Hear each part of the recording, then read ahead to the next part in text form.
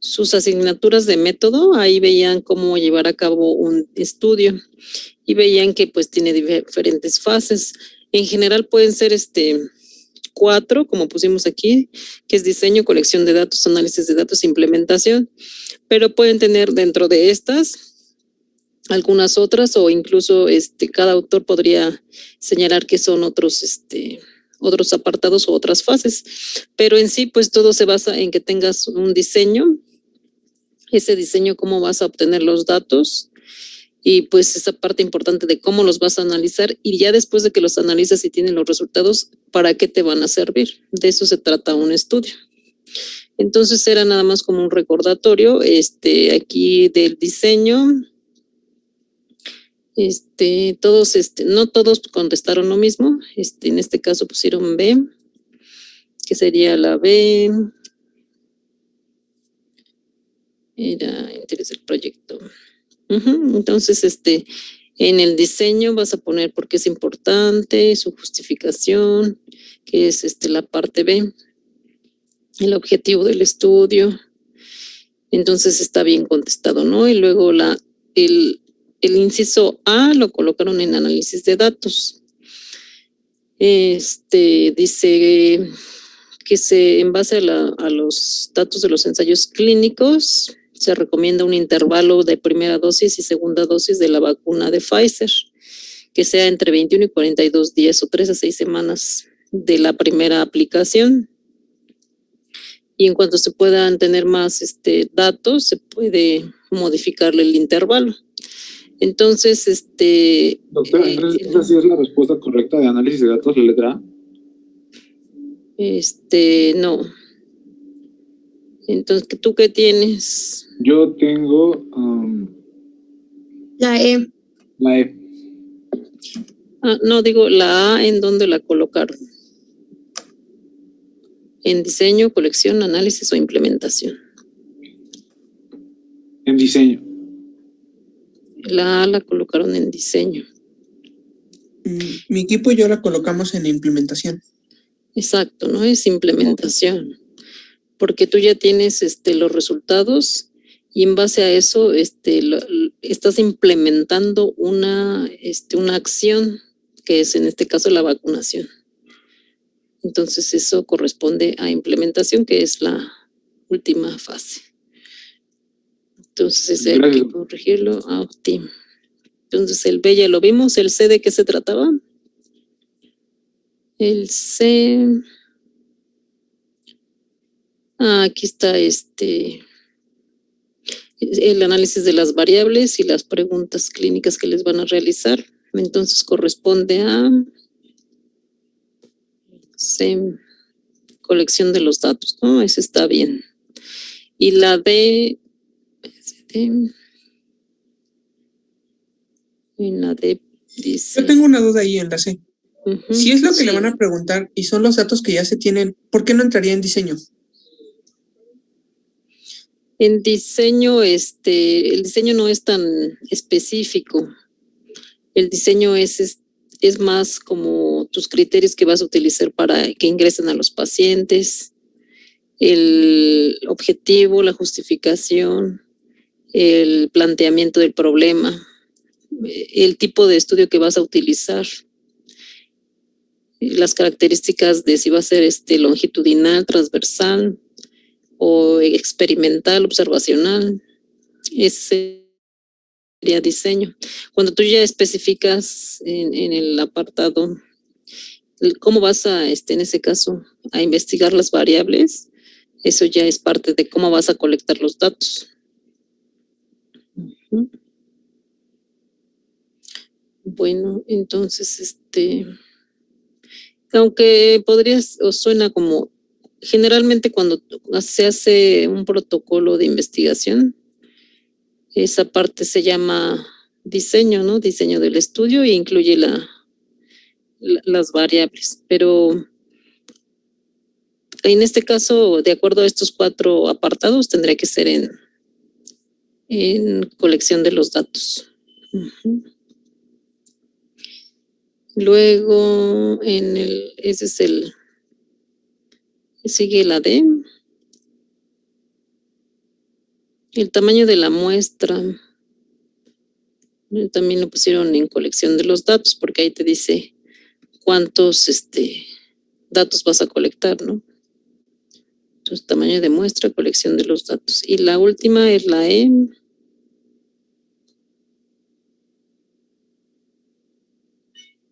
La E de que habla es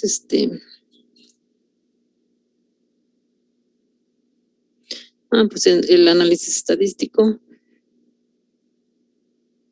Ese prácticamente ya ni habría que leerlo, con el subtítulo, pues ya sabes que es el apartado de análisis de datos, ¿no? Bueno, entonces ya más o menos vieron cómo se divide. En eso sí, algunos contestaron unos apartados y en otros, pero así debería de haber quedado. Luego, ya muchas gracias, Mauricio Sesma. Ahora sí vamos a pasar con Johan. Johan. Vale, le comparto la pantalla. Gracias. Pero sí, no se preocupen tanto por cómo iba, pero sí tener en cuenta que siempre hay como un apartado que es como planeación, lo que se va a hacer, y al final lo que es más importante, cómo es que voy a colectar los datos, cómo los voy a analizar y para qué me van a servir los resultados, ¿no? En esa parte pues nadie tuvo problema y nos pasamos a la siguiente. Aquí, ¿no? Entonces, el promedio nos los enseñan a calcular, nada más que le cambiaron el nombre, ¿no? Que es medida de tendencia central, es la media y sus características o sus pares no paramétricos, que es la mediana y la moda, ¿no? La media es paramétrica, ¿no? Que tiene una tendencia continua y normal. Tiene una distribución normal. Pero al fin es la media es el promedio de unos datos, ¿no? Lo sumo todo y los divido entre cuántos son y ya. Ese es el promedio y esto lo hacemos desde la secundaria, incluso desde la primaria, ¿no? Sabemos qué es el promedio. Entonces, nos sirven para saber cómo se distribuye lo que estamos observando, ¿no? Esto sirve absolutamente para todo, ¿no? Nosotros vemos, por ejemplo, en nuestro grupo y pensamos, ¿cuál será el promedio de edad de nuestro grupo, no? Entonces sirve para caracterizar un conjunto, en nuestro caso, pues que serían de personas o participantes de una investigación y que nosotros leemos en un artículo. En este caso, ustedes leyeron el artículo y vieron qué medidas de tendencia central y dispersión, o sea, qué tanto se distribuye la característica en esa población que estudiaron. Entonces, si nos puedes decir cómo encontraste tú esa población.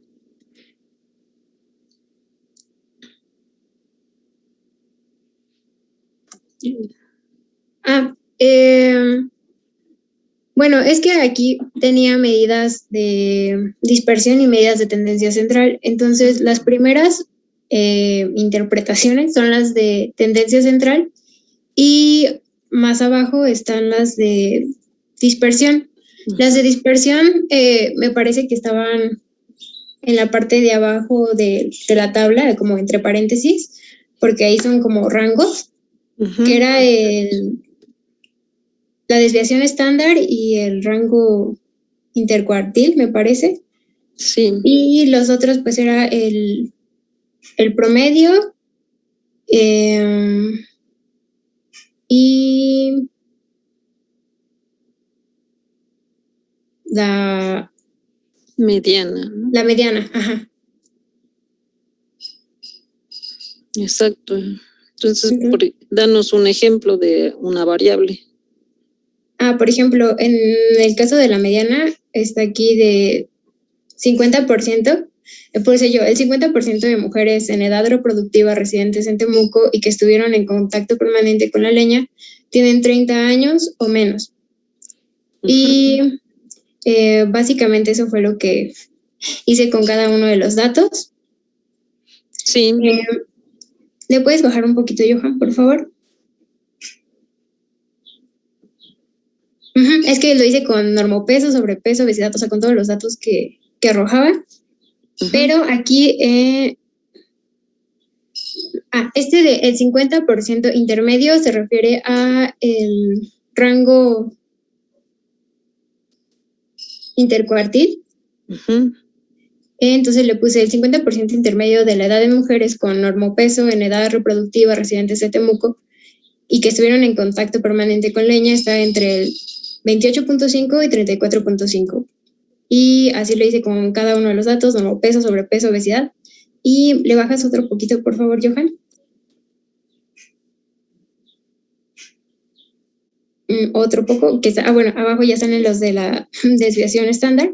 Porque lo hice, el rango intercuartil venía también con los datos de IMC, de talla. Y en la desviación estándar, pues puse la desviación de talla en este caso, que pueden tener las mujeres con normopeso en edad reproductiva residentes en Temuco y que estuvieron en contacto permanente con la leña con respecto a su media es de 0.03 en promedio. Y eso lo hice con... Bueno, ahí es una descripción adecuada porque pues tú estás diciendo qué tanto varía de la media, ¿no? La desviación estándar y eso es lo que es. Pero en general pues va a lo que te sirve es para saber cuánto va a cambiar, ¿no?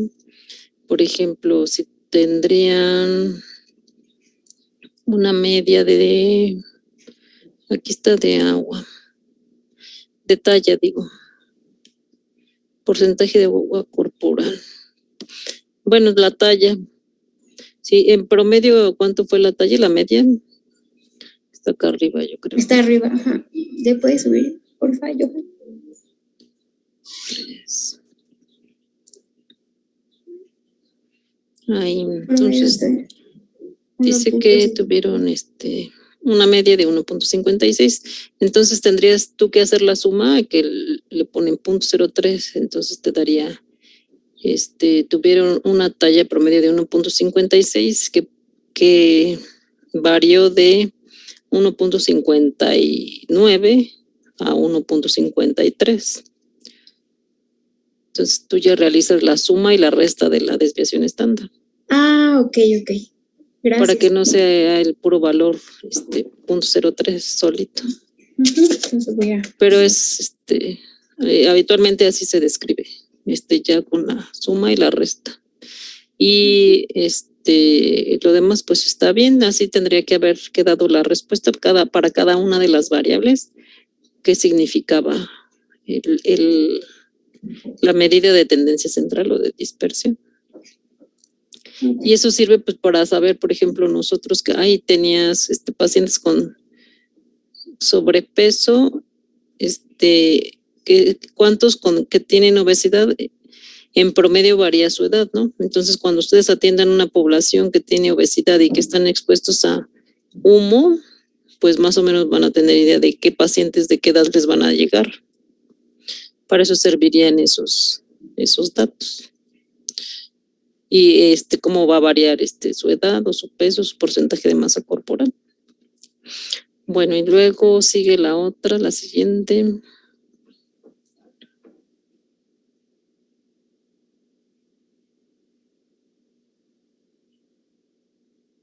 Ahí.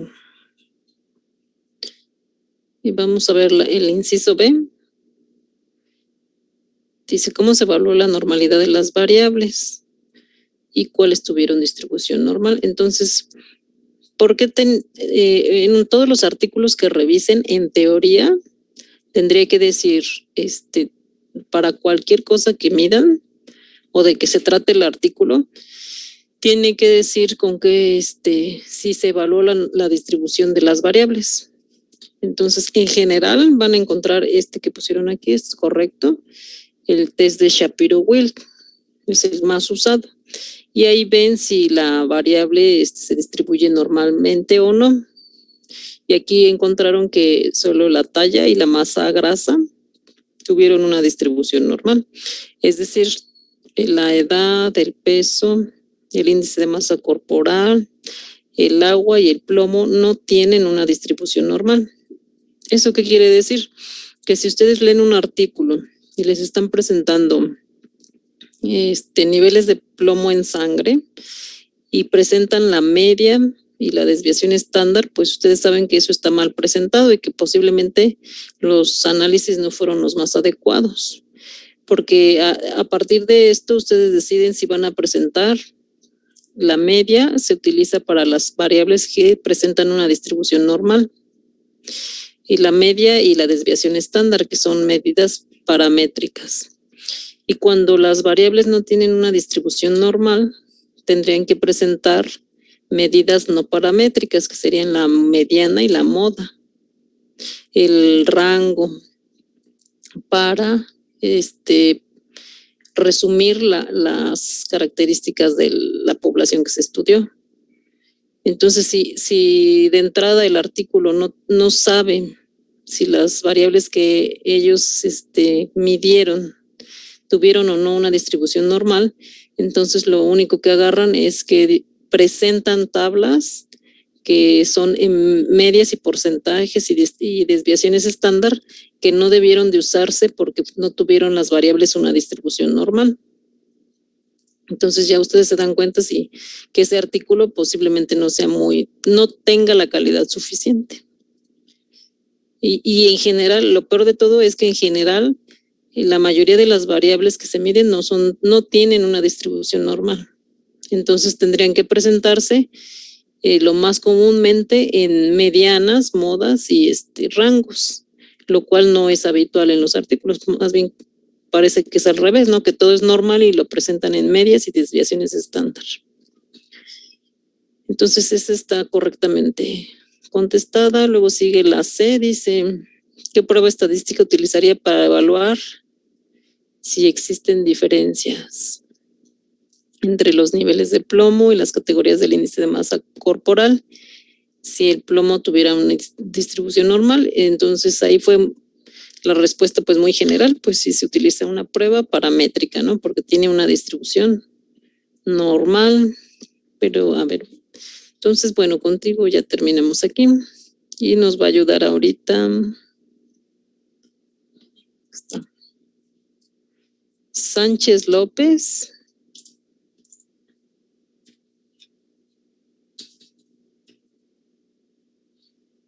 Si nos puedes presentar qué respondiste en el inciso B.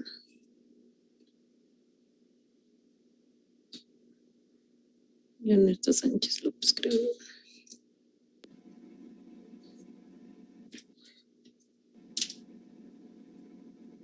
Romero Vilchis. Tampoco. Yo soy del equipo de Marcos Sánchez López. ¿Quiere que la presente? Marcos Sánchez. Bueno, no, es que tú ya pasaste. Gracias. Sigue entonces Romero Vilchis. Ok, ahorita comparto la pantalla. Aunque contestamos igual nada más con una palabra nosotros. ¿Y qué prueba pusieron? Pusimos la prueba de ANOVA. De ANOVA, ¿no? Es correcto. Ok, y bueno, pero sigue con la otra, con el inciso C.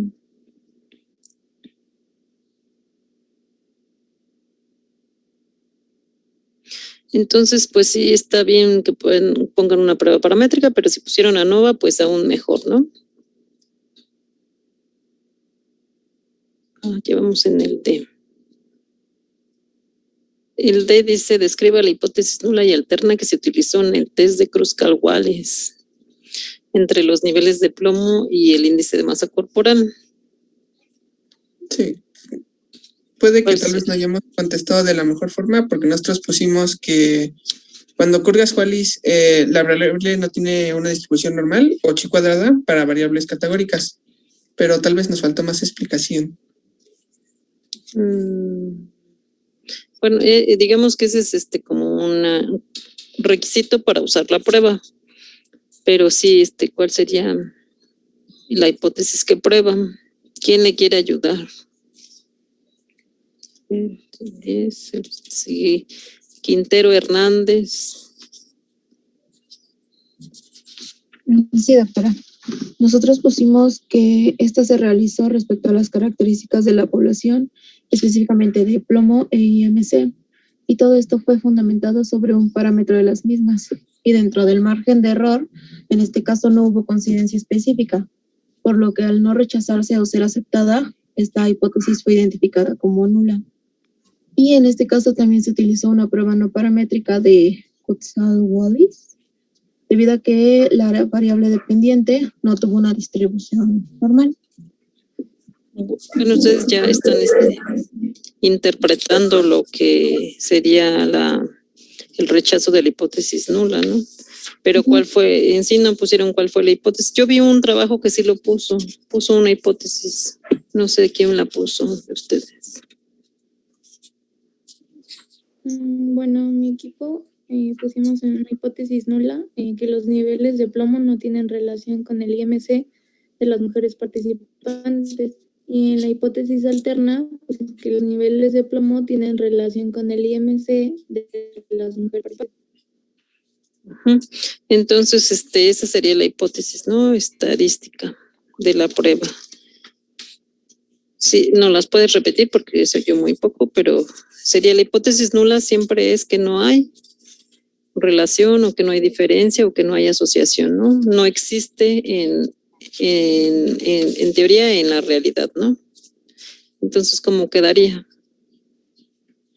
Sí, los niveles de plomo no tienen relación con el IMC de las mujeres participantes. Y en la hipótesis alterna van a ser los niveles de plomo tienen relación con el IMC de las mujeres participantes. Exactamente, entonces la que es la hipótesis alterna es la que nosotros creemos que va a ocurrir, ¿no? ¿Cuál era la hipótesis que creían que iba a ocurrir los investigadores en ese estudio? Creían que se iban a encontrar una relación, ¿no? Entre el índice de masa corporal y los niveles de plomo. Por eso esa es la alterna, ¿no? Porque en la nula es el que no encuentran relación. Bueno, entonces esa era la respuesta, porque creo que muy pocos de los que enviaron la pusieron. Y luego, a ver, sigue con la otra.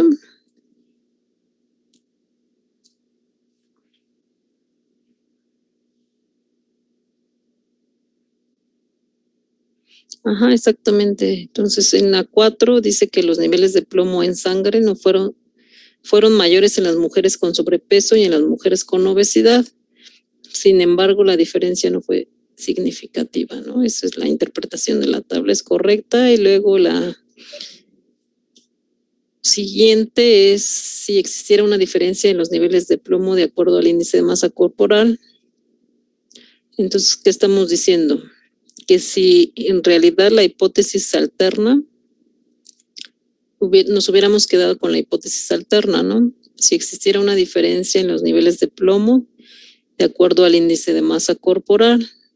Y el autor del artículo concluyó que los niveles de plomo son iguales sin importar el índice de masa corporal. ¿Qué tipo de error estaría cometiendo? Eso es súper importante porque el autor concluyó eso, ¿no? De acuerdo a la tabla 4 dice que aunque fueron mayores en las mujeres con sobrepeso y obesidad, no fue significativa. Entonces no está rechazando la hipótesis nula. Y entonces ustedes cuando reciban pacientes con obesidad y tuvieran una población expuesta al plomo, van a pensar que de acuerdo a ese artículo no hay diferencias en los niveles de plomo, aunque tengan más masa corporal. ¿Ese qué tipo de errores? Dice aquí. ¿Sería el error tipo 2? Error de tipo 2, ¿no? Que es no rechazar la hipótesis nula cuando en realidad no es verdadera. Ese es el tipo de error más común que van a encontrar en los artículos que leen.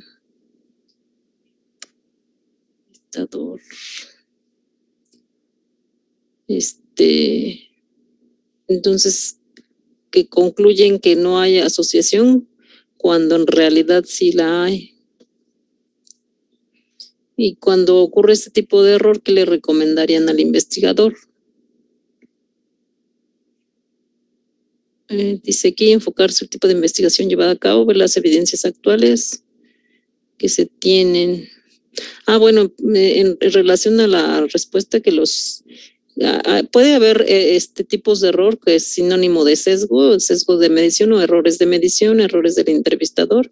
Eso también puede ocurrir, pero en general, cuando nosotros hablamos de si se rechazó o no la hipótesis nula, estamos hablando de error de tipo 1 o error de tipo 2, más que otro tipo de errores sistemáticos como los sesgos de medición o del entrevistador o cualquier otro.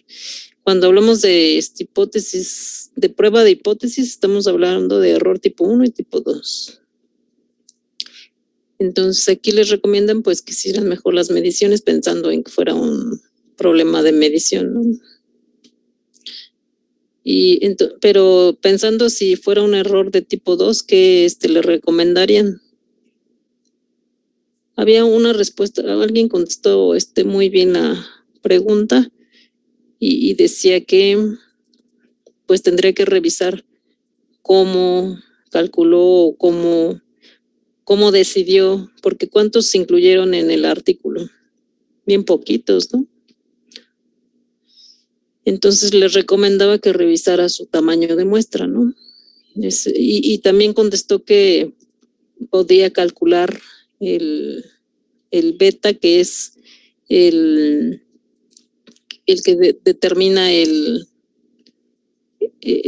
la fuerza del estudio o si realmente esa cantidad de personas es suficiente para que el estudio sea significativo. Entonces, esa respuesta es la correcta, ¿no? Se le recomienda que revise el cálculo de su tamaño de muestra y evitar el error de tipo beta o medir calcular el beta del estudio, que es la contraparte de la cantidad de población que estás utilizando. Entonces, esta es una parte muy importante porque de acuerdo a estos resultados, entonces el artículo, con esto pueden decidir. Para empezar, ustedes ven el tamaño de muestra que fue como de 40 y tantos, y entonces ya mejor deciden no utilizar sus resultados, ni siquiera incluso leerlo, ¿no? Porque los resultados van a estar, van a tener una conclusión errónea por la cantidad tan baja de población. Bueno, entonces, por eso es la siguiente pregunta, ¿no? Dice, si quisiera hacer el estudio, ¿cuántos utilizaría? ¿Qué tamaño de muestra utilizaría? ¿Qué respondieron?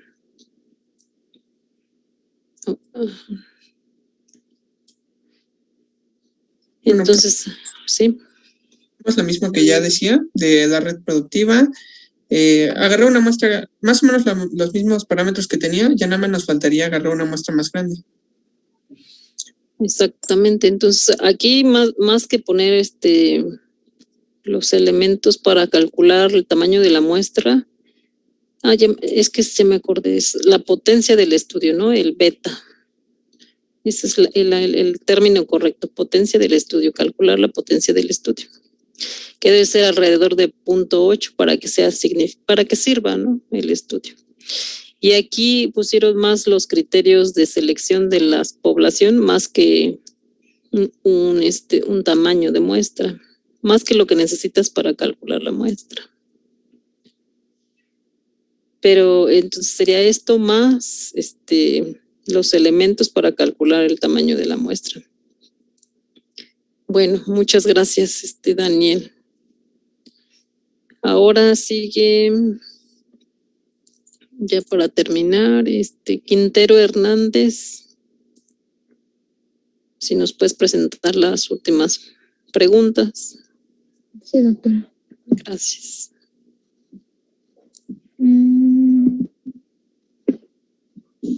¿Ya se ve? Ya.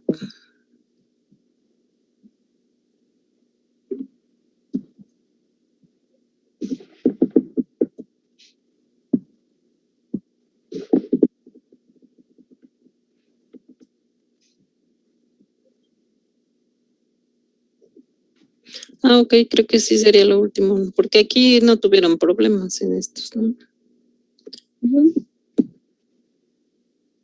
Bueno, entonces, ¿quién tiene los elementos para calcular el tamaño de muestra que nos pueda presentar? Yo lo vi en uno de sus trabajos. Por aquí. ¿Es lo de hipótesis, error 1 o no? Es en este caso se necesitaría la desviación estándar del plomo.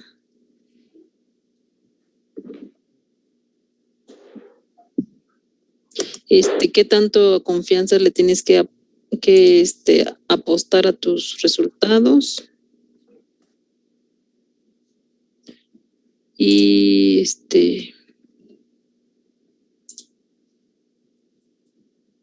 y la media en general de el promedio de nivel de plomo que se tiene. Pero yo vi uno que lo puso muy bien.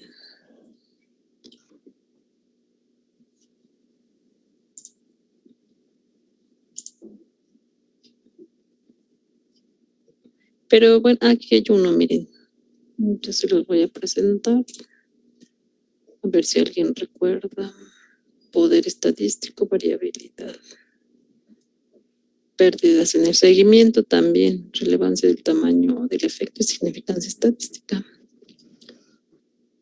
Ahora encontré el error muestral.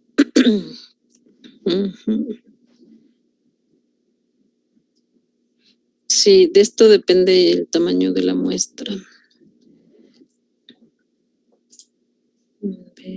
Voy a compartirlo.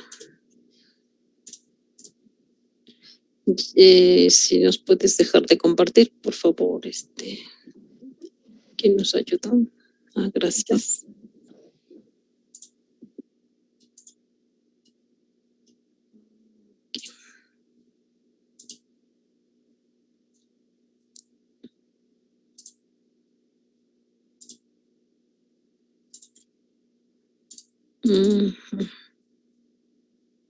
Entonces aquí colocaron qué elementos necesitaría para calcular su tamaño de muestra.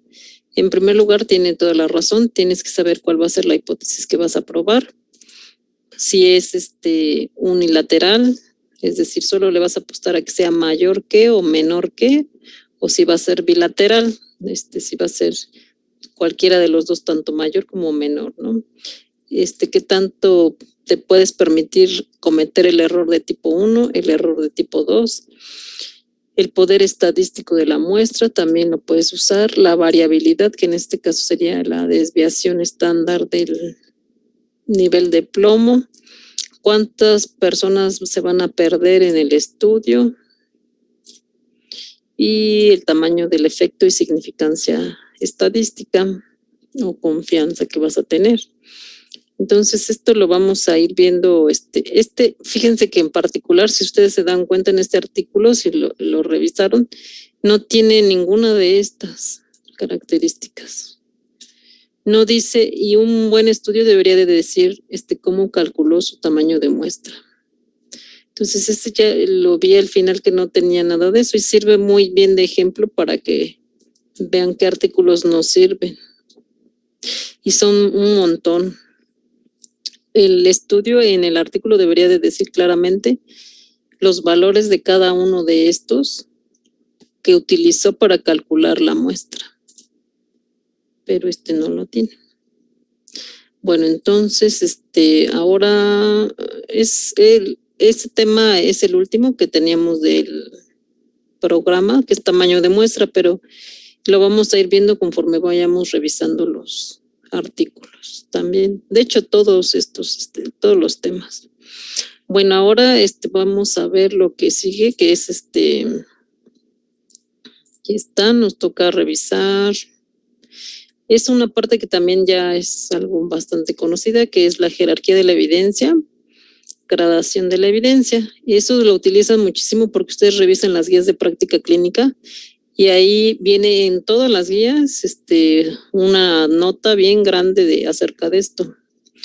Entonces, de todas formas, ya les mandé el material por correo y viene un artículo para cualquier duda. Y la otra cosa que han usado mucho en salud pública, estas ya también las han calculado, que son las medidas de epidemiología clínica, ¿no? Y aquí viene de frecuencia, asociación, impacto potencial, ¿no? Entonces, para esto van a hacer el ejercicio para los tipos de estudio. Es el ejercicio 2 que les envié. Y para las medidas es el ejercicio 3. Es lo único que hay que completar. Van a estar hasta el lunes a las 19. No, lunes no. ¿Cuántos días dimos? Dimos un día máximo, ¿verdad? Bueno, lo difícil de es que es más laborioso. Bueno, entonces vamos a dejar hasta el día sábado a las 19 horas. Y también lo revisamos la próxima sesión. No sé si alguien tuvo oportunidad de verlos porque hay una parte tal vez que les quede la duda.